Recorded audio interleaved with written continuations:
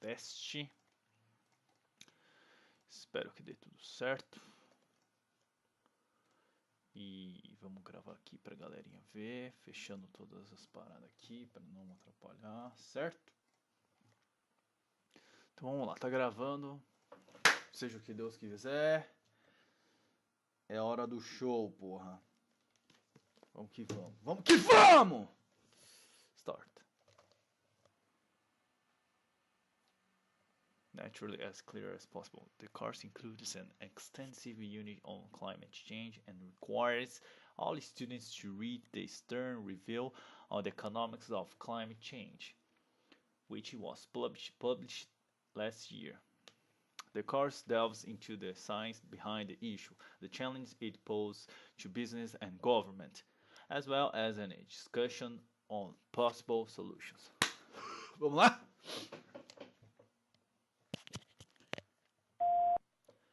The course includes an extensive unit on climate change and requires all students to read the Stern Review on the Economics of Climate Change, which was published last year. The course delves into the science behind the issue, the challenges it poses to business and government, as well as a discussion on possible solutions.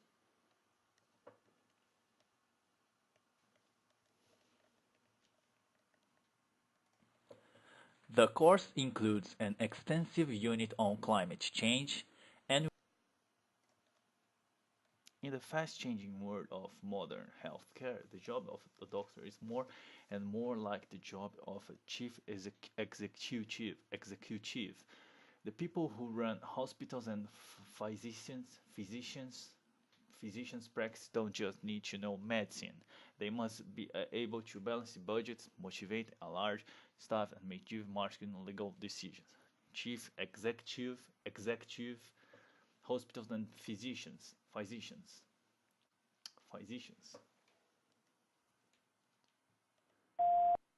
In the fast-changing world of modern healthcare, the job of a doctor is more and more like the job of a chief executive. The people who run hospitals and physicians practice don't just need to know medicine.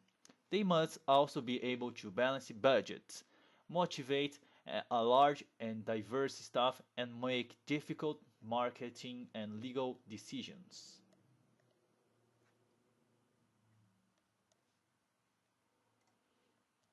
Environmental problems caused by hard rock mining involve water pollution by metals themselves, chemicals used in processing, acid drainage, and sediment.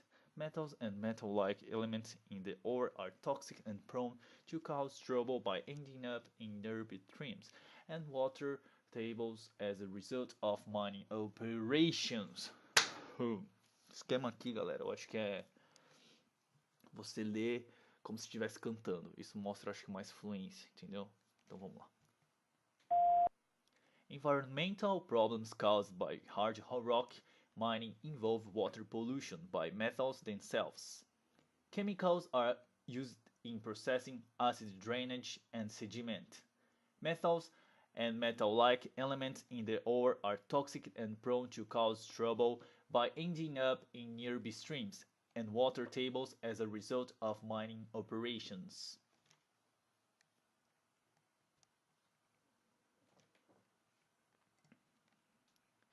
In recent years, there have been one or two significant happenings that have kept alive the hope that the deep sea may conceal strange links with the past.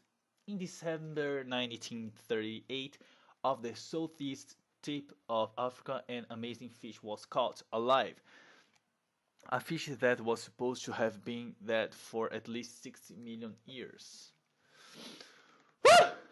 É hora do show, porra! Vamos lá. In recent years, there have been one or two significant happenings that have kept alive the hope that the deep sea may conceal strange links with the past.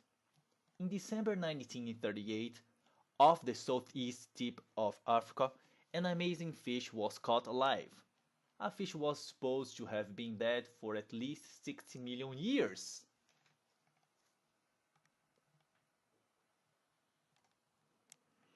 In multilingual countries, code mixing, the use of more than one variety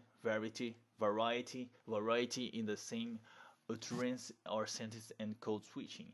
The use of different languages or varieties between sentences is common and natural. Despite its frequency, or perhaps because of it, some scholars are appointed guardians of linguistic morality, view both code mixing and code switching as a sign of linguistic deficiency. Coceira nas costas. In multilingual countries, code mixing, the use of more than one variety in the same utterance or sentence, and code switching. The use of different language or varieties between sentences is common and natural. Despite its frequency, or perhaps because of it, some scholars and self-appointed guardians of linguistic morality view both code mixing and code switching as a sign of linguistic deficiency.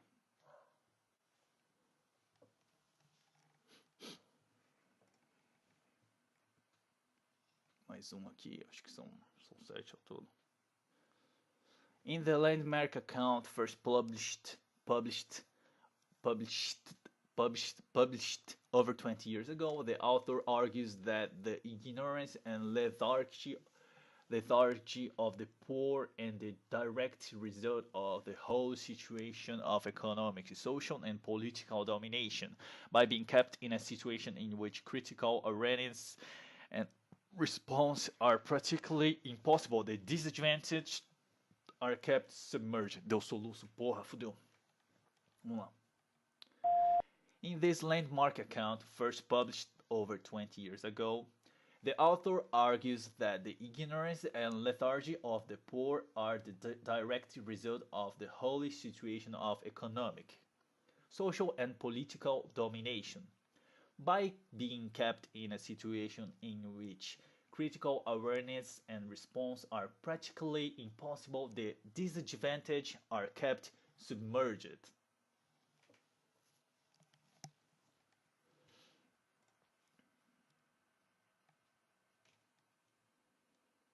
Students must observe lab safety regulations at all times. Students must observe life observations at all the times.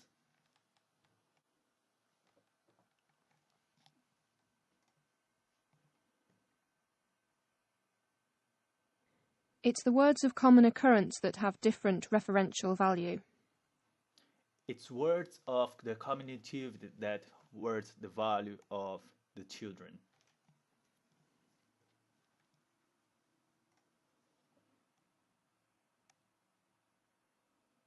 The office said Dr. Smith will arrive later today. The author says the doctor arrives late.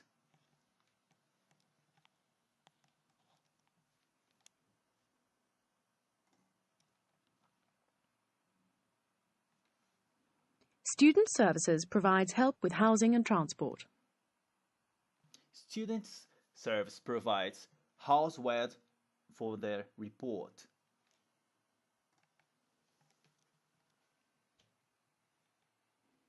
A study skills seminar is on for students who require assistance.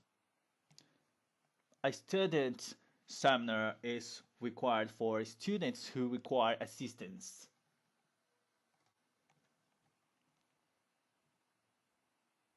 Any textual references you make should be cited appropriately in the footnotes. Any stance of test of do you provide should be taken, and then you students.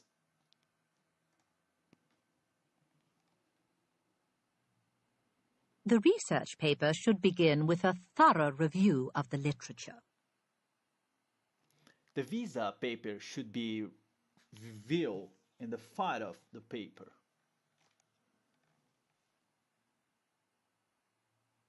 The aesthetic implications of this study have not yet been fully explored. The aesthetic publication has been fought and poor.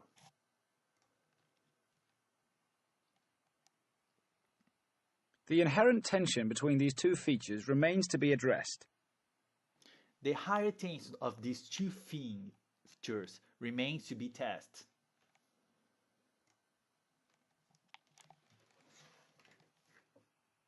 Journalism is the collection and publication or transmission of news. Journalism is the transmission and publication of its news.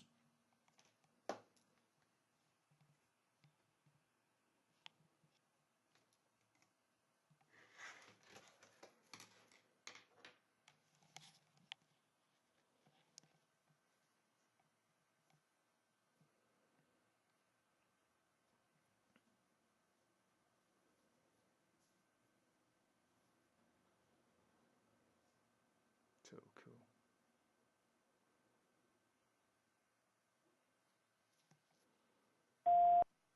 The given bar chart illustrates the largest cities worldwide by millions. Tokyo had the most increase in this graph. It reached 36 millions, while Delhi in 2015 represented just 12 millions. In the beginning, London started with 8, and then it had a decrease because it's not showing appearing in the map as well. It can be clearly seen that the New York is there. The given bar chart illustrates the largest cities worldwide by millions. Tokyo had the most increase in this graph. It reached 36 millions, while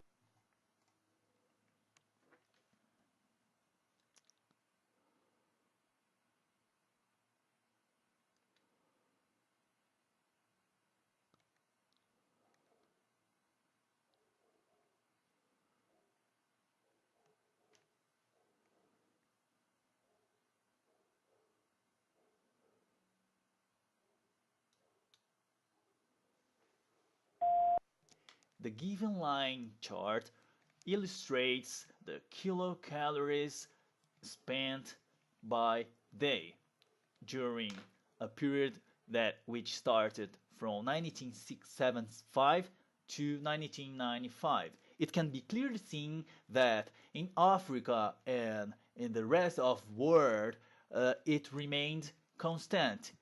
It reached 2,800 kilocalories, while in the North America it had an upward trend, and in Europe and Central Asia it remained constant.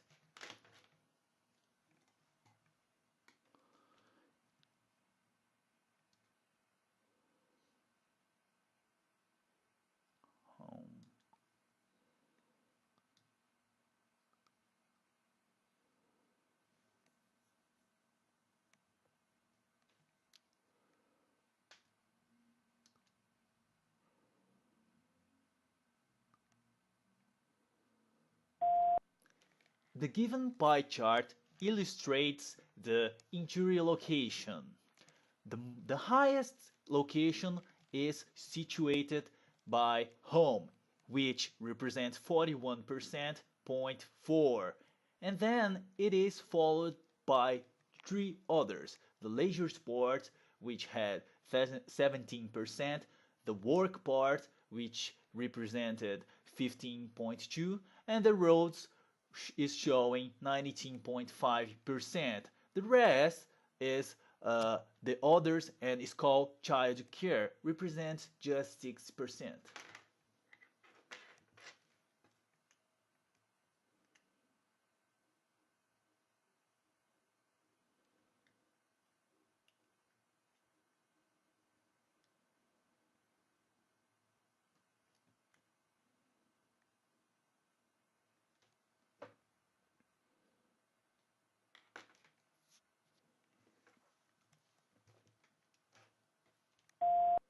The given line chart shows the population growth and project population of Sydney from 1976 to 2031. There is an upward trend. It started from 3,050,000 and then it reached a peak of 5,003,000 in more than 2031. It can be clear seen that there is a slow steady increase, which there is an increase of 1 million per 12 or 20 years.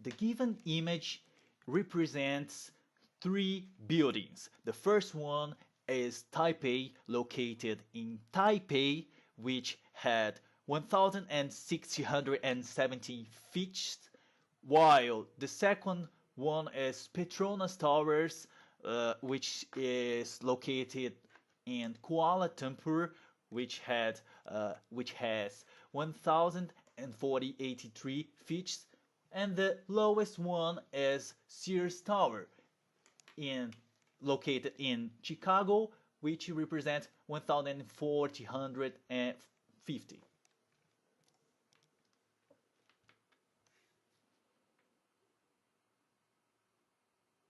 Manufacturing.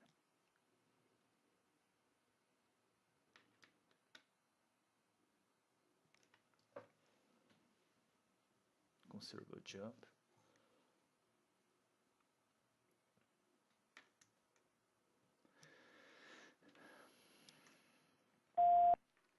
The given line chart illustrates the manufacturing output in the UK. From 1999 to 2001, there is a slow steady increase, while after that there is a considerable decrease in the manufacturing output, and then it remained constant during the period of 2004 until more than 2007. In conclusion, we can safely say that the output is remained.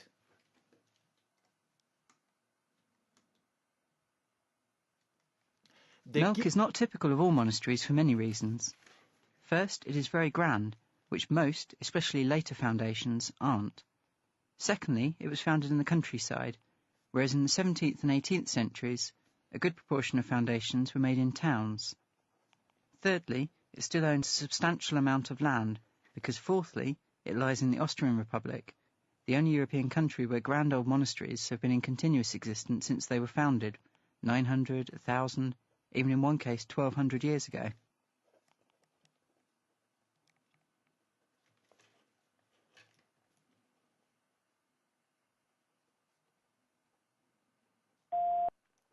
The given image represents the Melk Monastery situated in Austria. There is a very grand and late part of the buildings. It is situated in the countryside and it was built in the 17th centuries. A third point that is mentioned in the lecture is that a lot of amount in European, and it has more than 19,200 years to be built.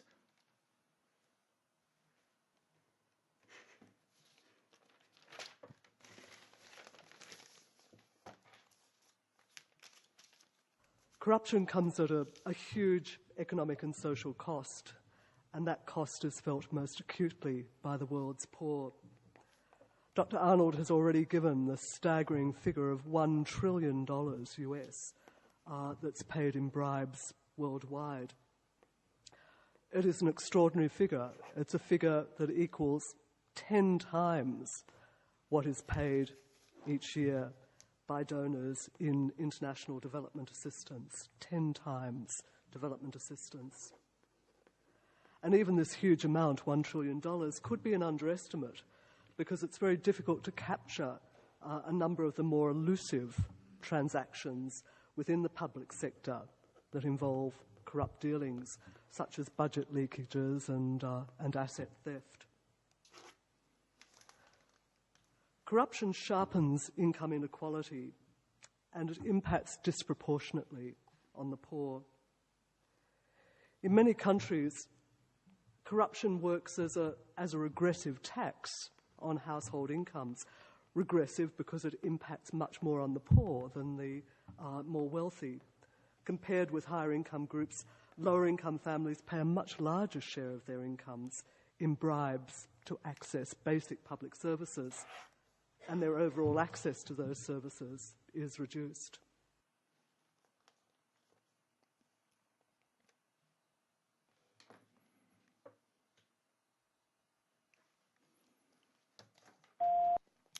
The given bar charts illustrates the financial flows, corruption versus development aid. It can be clearly heard that the corruption payments got more than 1 trillion arrears, which represent 10 times the development assistance. And the author, he said that it's difficult to capture this kind of corruptions. More than it, further, there is the corruption works as a regressive tax, which impacts more poor than healthy.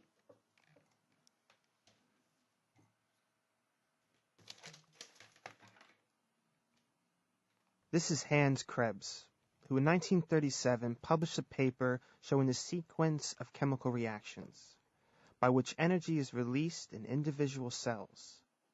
It's called the Krebs cycle, which some of you may remember from your chemistry course in high school.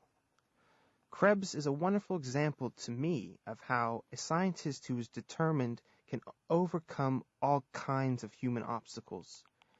Krebs' father constantly discouraged him and told him that he had just mediocre intelligence and would never do anything important in his life as a teenager. What Krebs remembers in his memoir, his father said to him, "You can't make a silk purse out of a sow's ear." And later on, when Krebs studied with the great biochemist Otto Warburg, Warburg also told him the same thing, not the same quotes, but that he had only mediocre ability and would never be a great scientist. And we all hear about how important it is for parents to encourage their children, but sometimes the children will go on to do great things no matter what we say to them.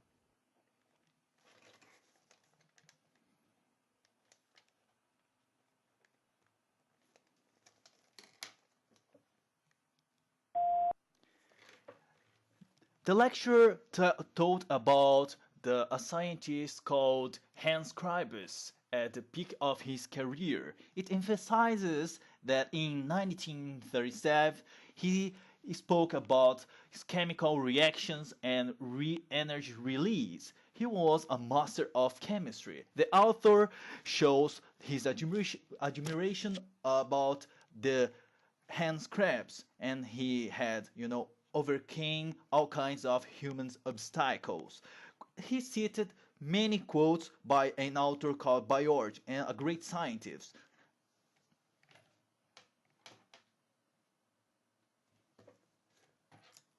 To which of our senses do all of the following words relate? Opaque, vivid, brilliant, shiny. So, the opaque, brilliant, and shine.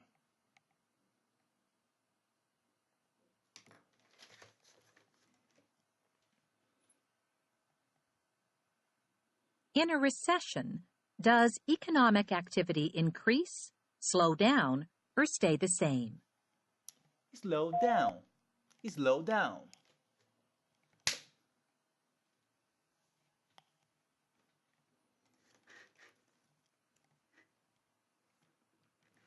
In medical terms, are antibodies harmful or beneficial for patients? Beneficial.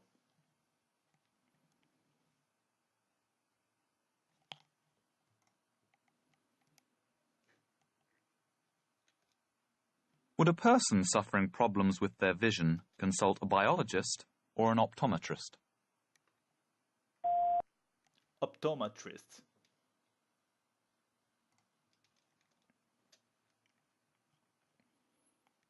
Would fresh milk last longer in a fridge or in a cool cupboard?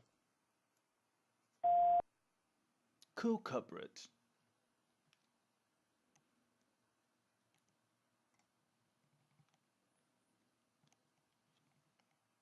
Historians use evidence to draw conclusions about the past.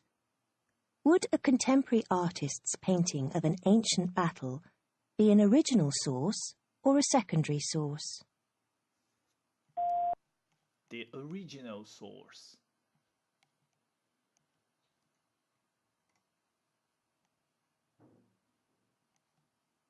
What is the subject of study at a culinary institute? Editorial.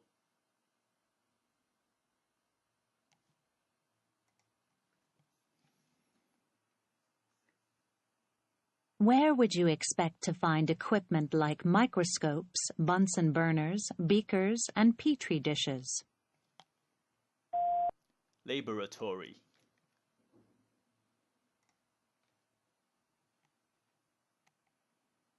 What is the name of the field of study that studies the human mind and behavior? Psychology.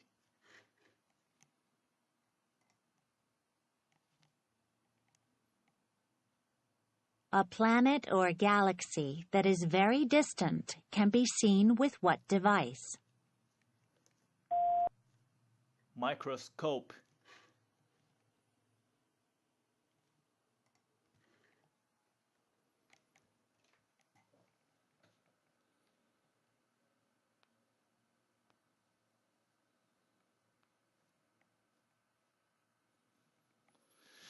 Space.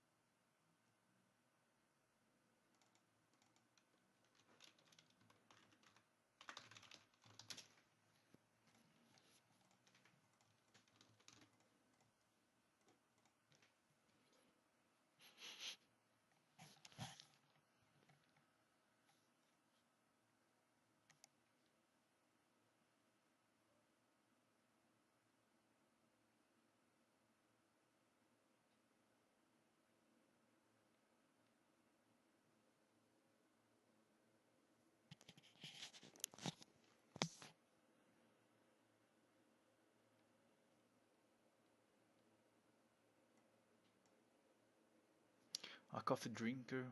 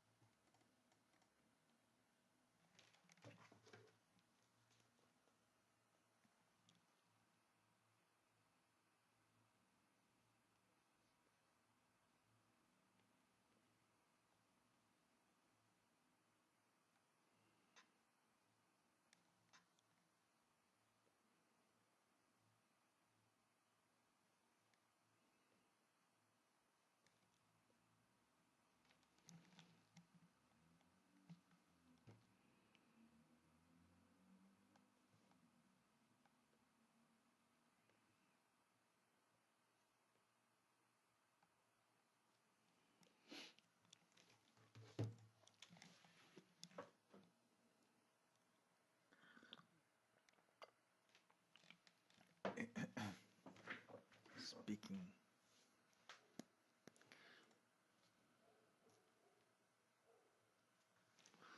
What was the problem?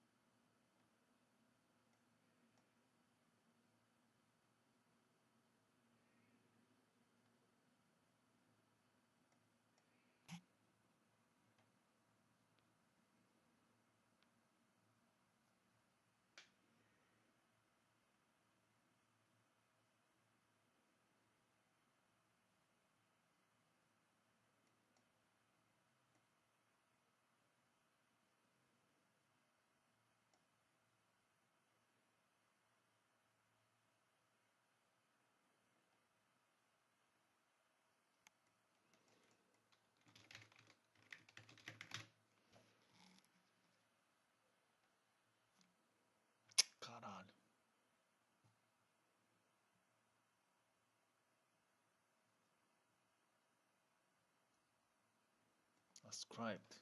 O que é ascribed, mano?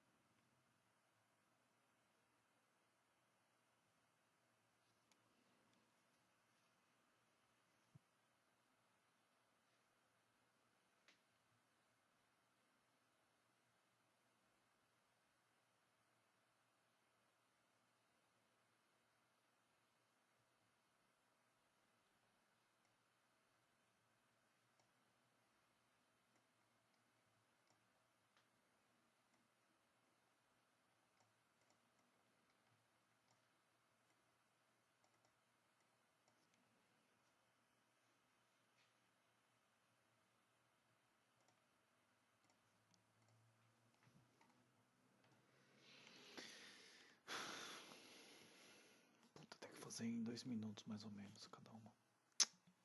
Caralho.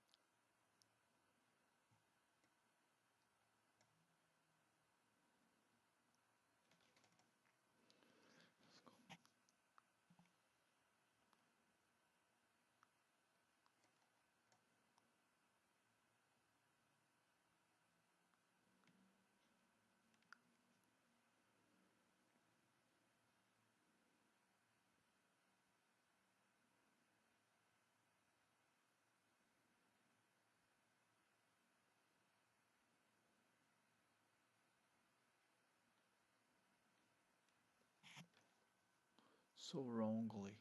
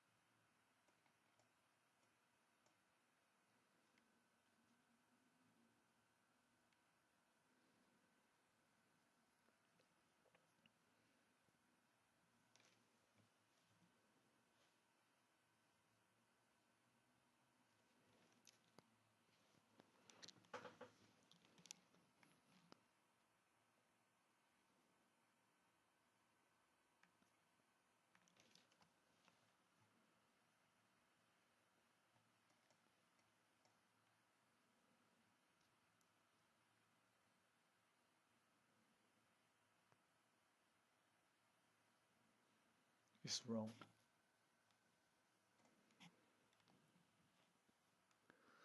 Faltam 7, 8, 8, 9, 10, 11, 12, 13, 14, 15.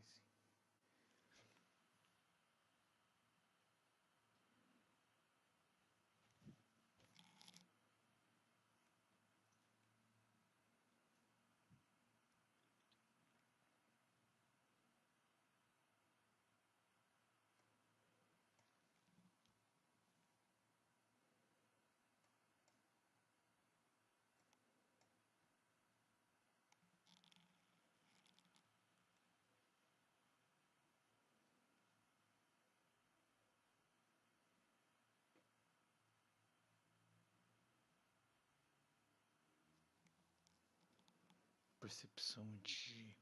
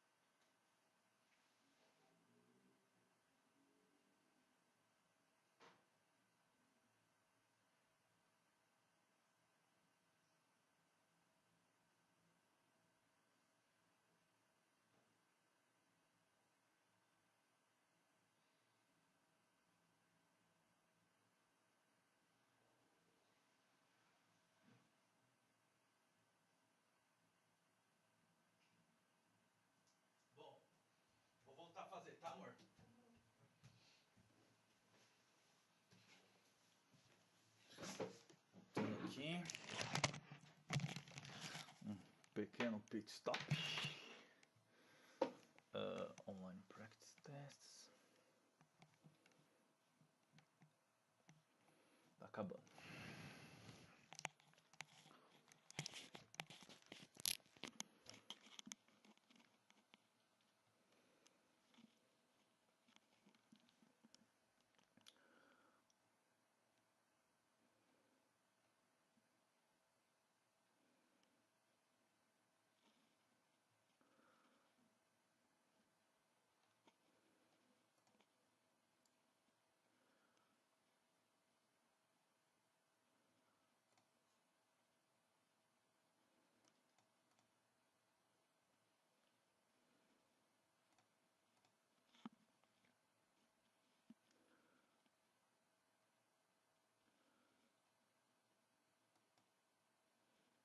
More complex.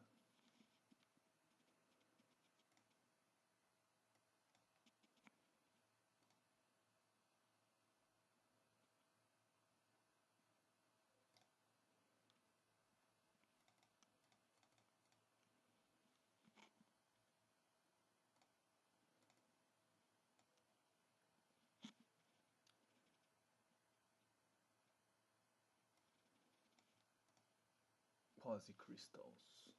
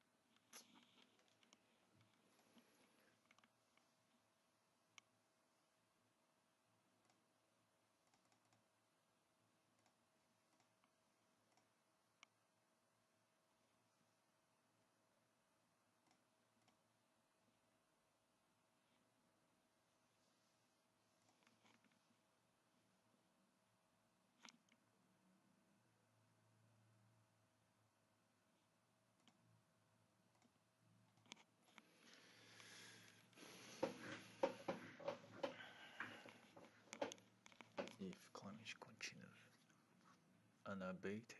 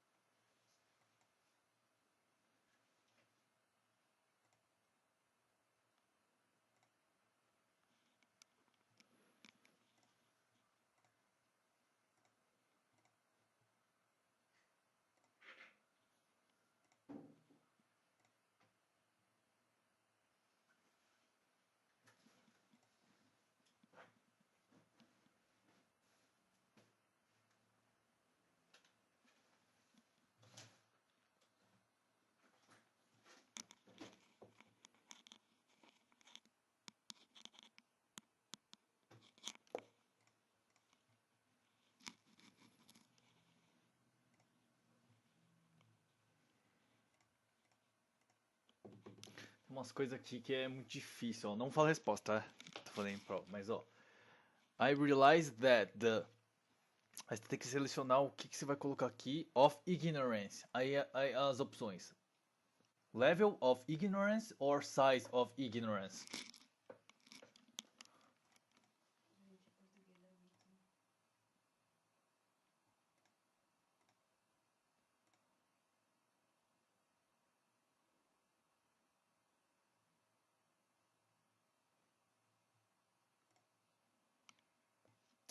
Foda-se.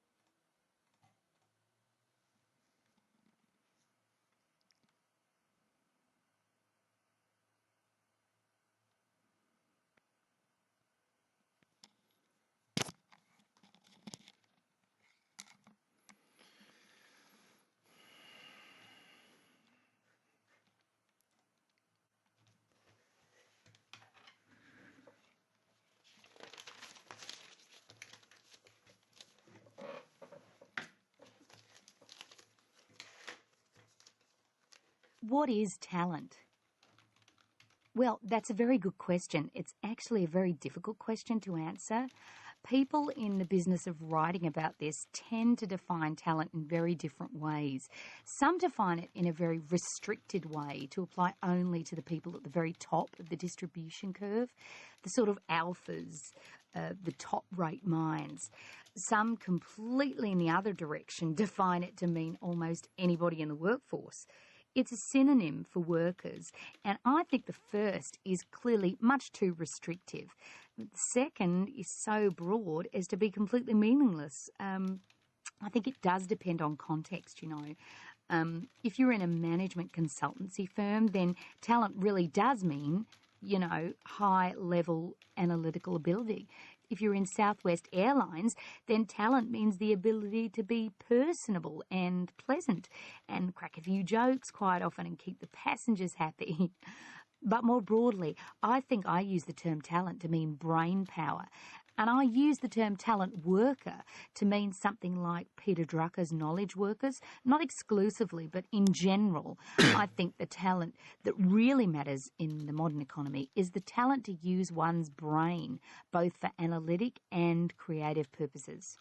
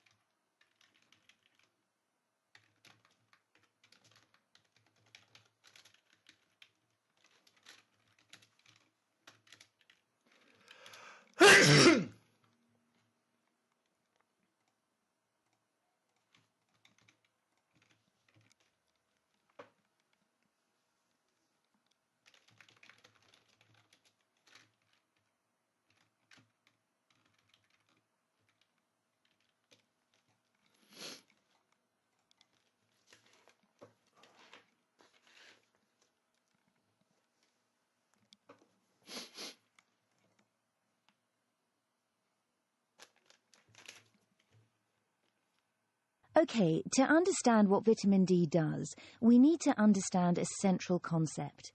The function of vitamin D is to maintain blood calcium. You probably think that the function of vitamin D is to maintain strong bones and teeth, but it does that by accident. Its real function is to maintain your blood calcium level in a very narrow range. And the reason for that is if your blood calcium level falls below about 9 milligrams per 100 millilitres, then you're going to get into big trouble and die rather quickly. And that's because blood calcium is important for muscle contraction and nerve transmission. And if you don't have enough of it, you can't contract muscles normally. There can't be normal nerve impulses. And this results in a disease called tetany, where you get these uncontrolled convulsions followed by rapid death. Calcium is also important for enzyme activity and blood clotting.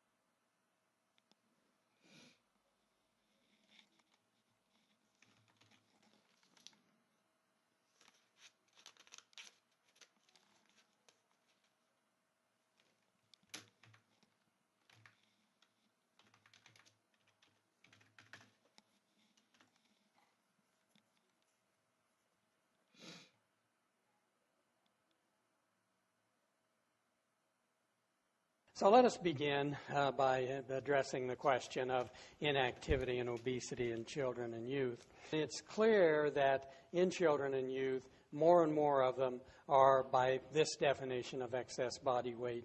And we're seeing the prevalence go up. And not only in children and youth, but actually in infants, in tiny babies.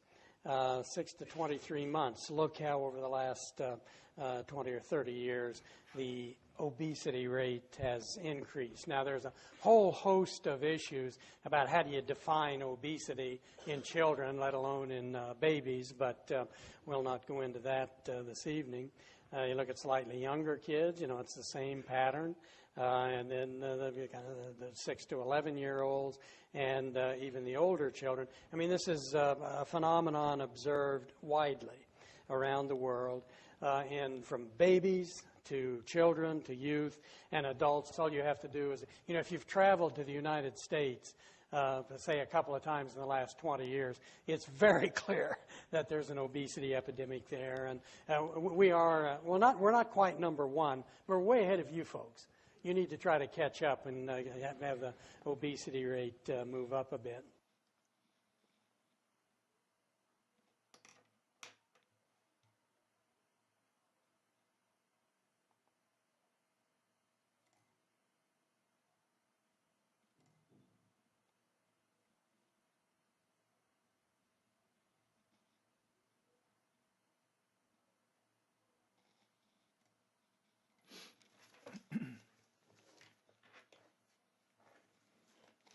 Shakespeare. Well, the works of Shakespeare have been re-edited about once every 20 years since his own lifetime.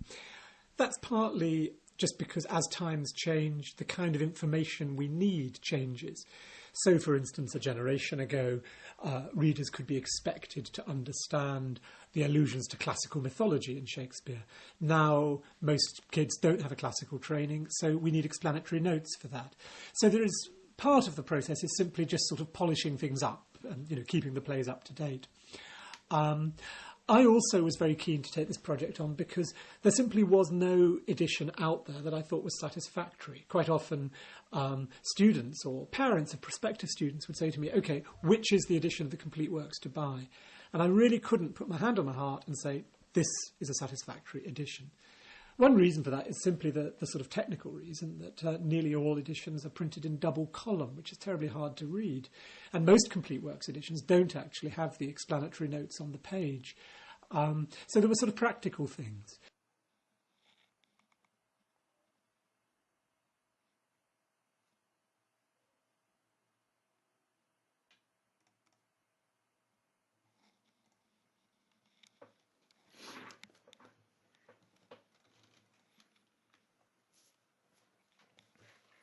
Some years ago, Bjorn Lomborg, a young Danish statistician, published a book called The Skeptical Environmentalist. It became a bestseller and generated a lot of heat. Lomborg was attacked, abused and accused of all manner of things, not because he denied the fact of global warming, in fact he affirmed it, but because on his analysis the devil, and he says a lot of deviousness, was contained in the details presented concerning the size of the problem and what were the most responsible steps to take in response to global warming.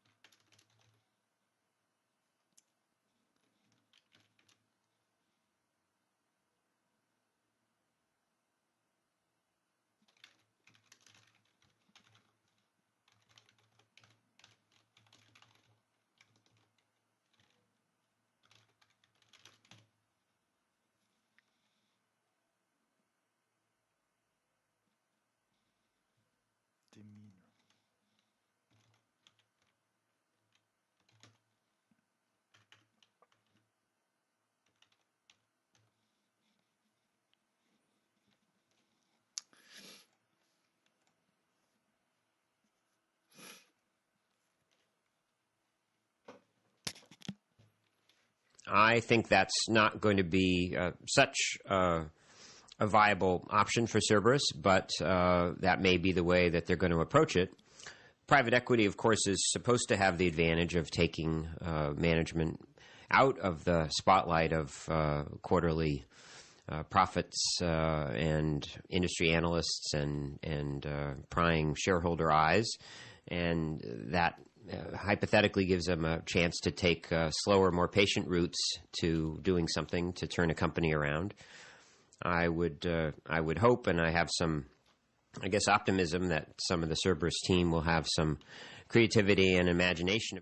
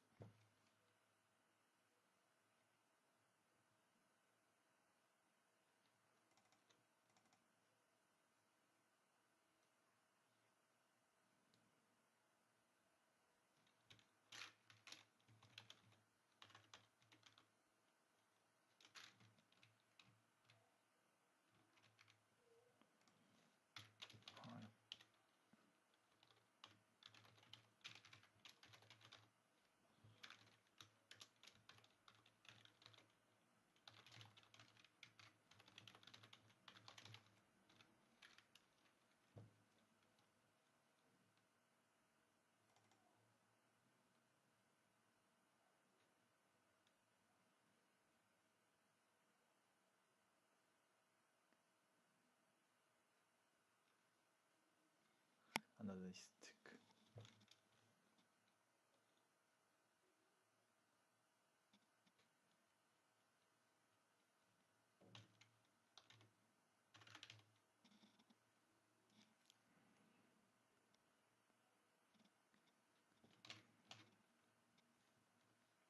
Optimismo.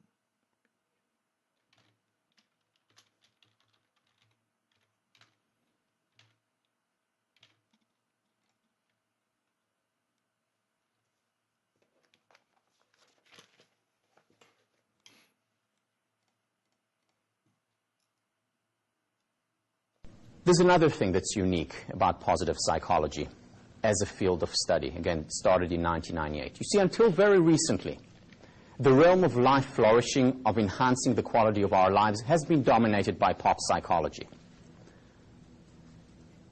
Now you go to the bookstore, and the self-help section, huge, expanding literally by the second. Thousands, hundreds of thousands of books on the topic. You open these books, and what you see, very interesting, charismatic writers, good writers, but often, not always, but often, very little substance. Then you go to academia. You enter a library, you open the academic journals. What you see there, a lot of rigor, strong empirical foundation, science. But on the other hand, not accessible. Most people don't read academic journals. What positive psychology does is create a bridge between the ivory tower and Main Street, bringing the rigor, the empirical foundation,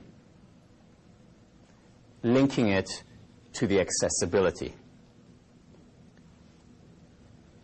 making it accessible to students in college, to the general public.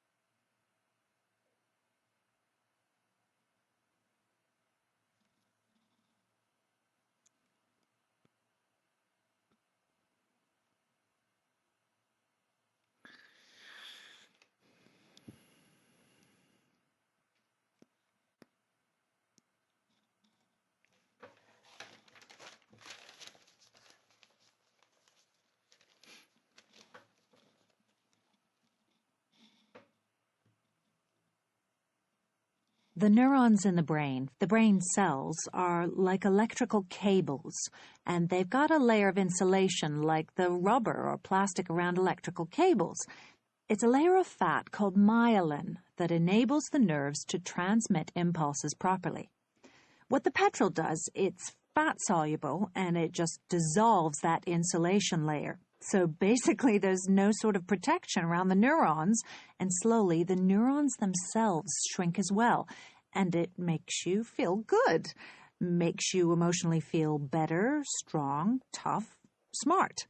So the messages can't get around the brain and the body so well anymore. But the damage seems to follow a process. The thinking, the executive function, the more complex thinking is affected first, then the memory and the learning, and eventually the movement centers of the brain are affected. And that's when there's more serious impairment and probably less chance of recovery.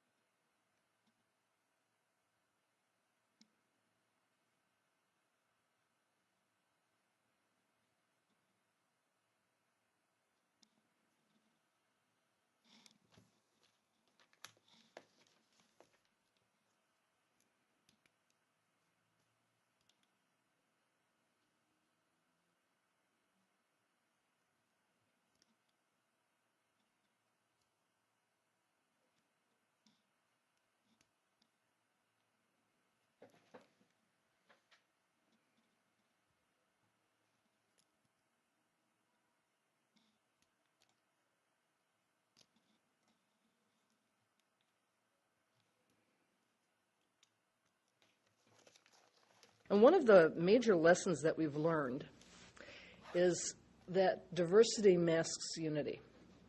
And what I mean by that is that we are so attuned to noticing differences between things, and even differences between people, for example, because it's a tremendous survival advantage for us to recognize a lot of different people and know which ones are our friends and which ones are likely to stab us in the back. It really, really allows you to human beings to prosper. But that keen awareness of diversity actually masks some extraordinary, remarkable unifying principles in living organisms.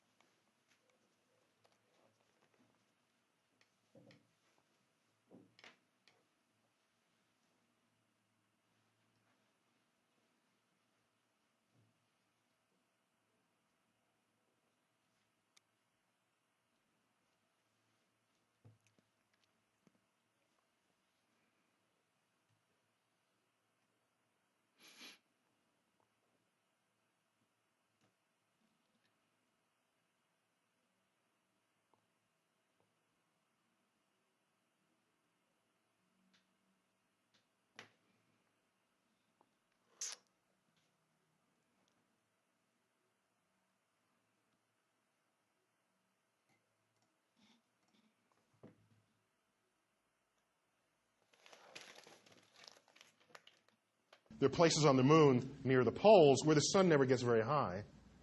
It just sort of rolls around the horizon, and if the crater rims are tall enough, which is the case for already known craters, the sun never reaches the bottom of the crater. So it becomes what we call a water trap, where comets that might have impacted the moon and the like, water molecules can just fall into that and never get warm enough to evaporate out.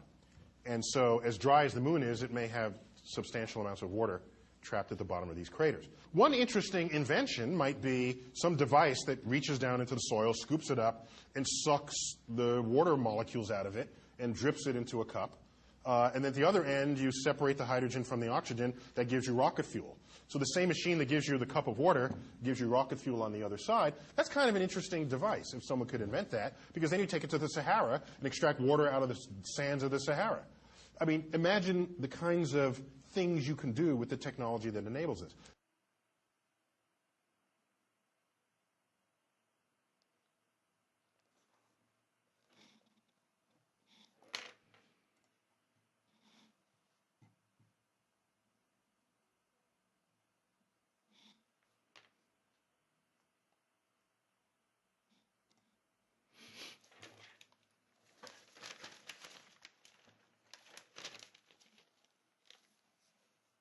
Winston Churchill was 65 years old when he became Prime Minister in 1940 at a most critical time in English history. He was 80 when he resigned after his second period of premiership. Many other leaders, including presidents of the United States and dictators such as Stalin, have been leaders in their late 60s and 70s. This is particularly significant given that most of them suffered from serious illnesses. Even now, many politicians at both central and local level continue in office well into old age. There are other leadership areas where older people continue into older age. For example, in academic life, where writers and lecturers continue to act as intellectual leaders well into their 90s. In industry too, some leaders show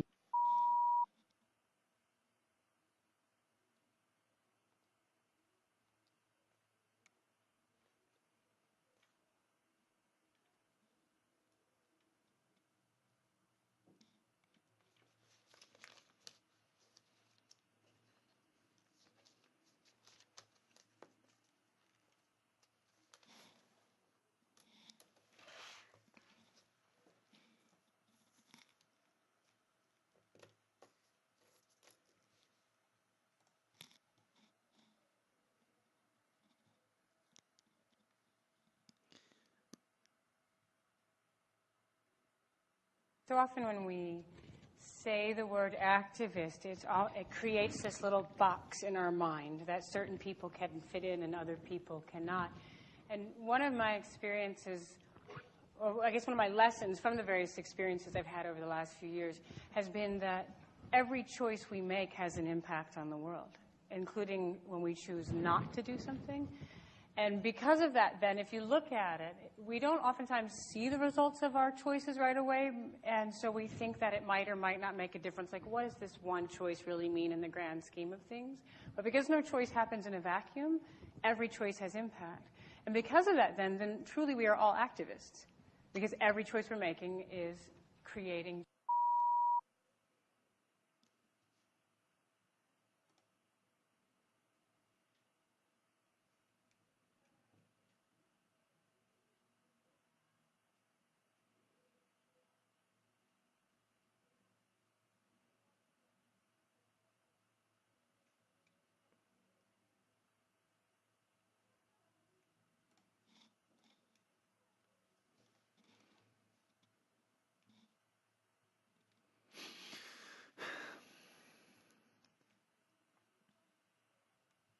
Well, there's a positive obligation on the bank to ensure that the people who are signing a loan guarantee know what they're doing. Loan guarantees are kind of unique in that someone is giving security or a guarantee and placing themselves at risk for someone else, and they receive nothing material in return. So you've got to ask yourself, why is this person doing this? Do they know what they're doing? They're risking a lot and not really getting anything back for it. So the imperative is that the bank must ensure that these people know what they're doing and that they fully understand the implications of what they're doing, and they know that their properties may be sold if another person doesn't meet their obligations.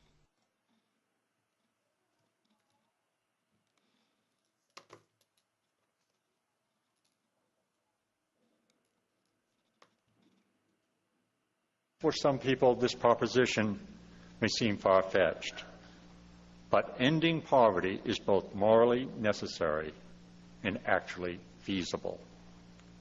All of us must play a role in making it happen.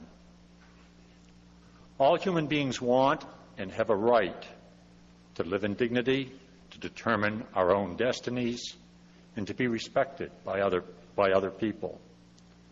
Despite the universality of these rights, our capacities to fulfill them vary enormously. And no dividing line is more profound in influencing the quality of our lives than the gulf between poverty and prosperity.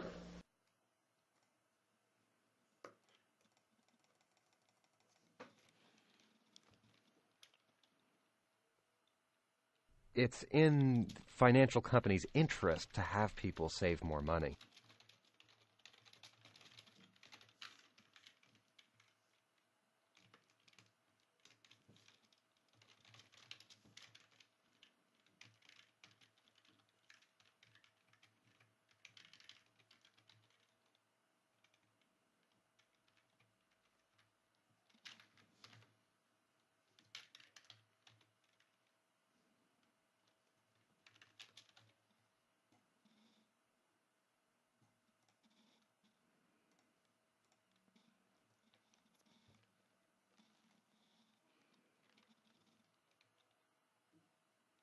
Further research should establish whether this trend is significant.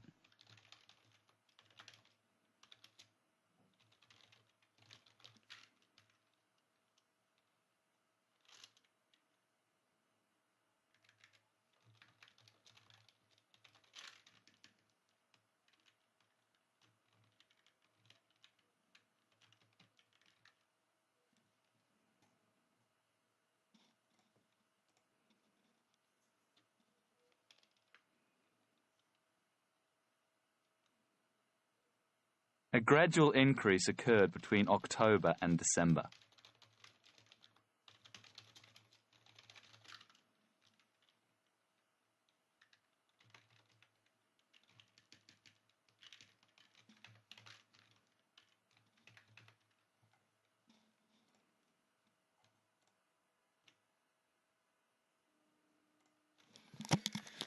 Acabei!